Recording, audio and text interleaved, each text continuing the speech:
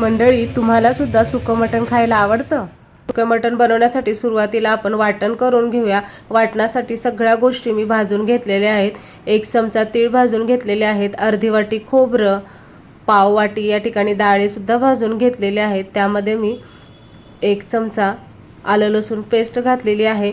1 कांदा आहे तो उभट चिरून भाजून घेतलेला आहे आणि त्यामध्ये थोडीशी फ्रेश हिरवी कोथिंबीर घातलेली आहे आणि बारीक असा आता आपल्याला वाटून घ्यायचं आहे। या ठिकाणी कुकरला मटण सुद्धा छान शिजलेलं आहे आपलं आणि आता आपण सुकं मटण बनवून घेऊया। या ठिकाणी कढई गरम झाल्यावर त्यामध्ये तेल सोडलं, तेलामध्ये आपल्याला घालायचं आहे वाटण।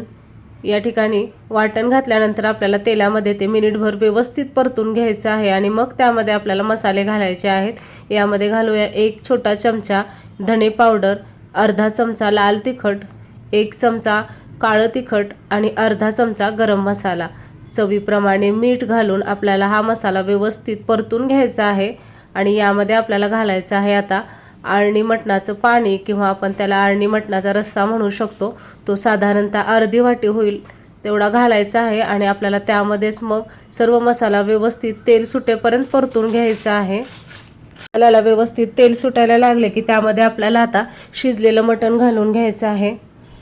अशा प्रकारे आपण सुरुवातीला थोडंसं मटण शिजलेलं पाणी त्यामध्ये घातल्यामुळे आपल्या सुक्या मटणाला खूप छान टेस्ट येते।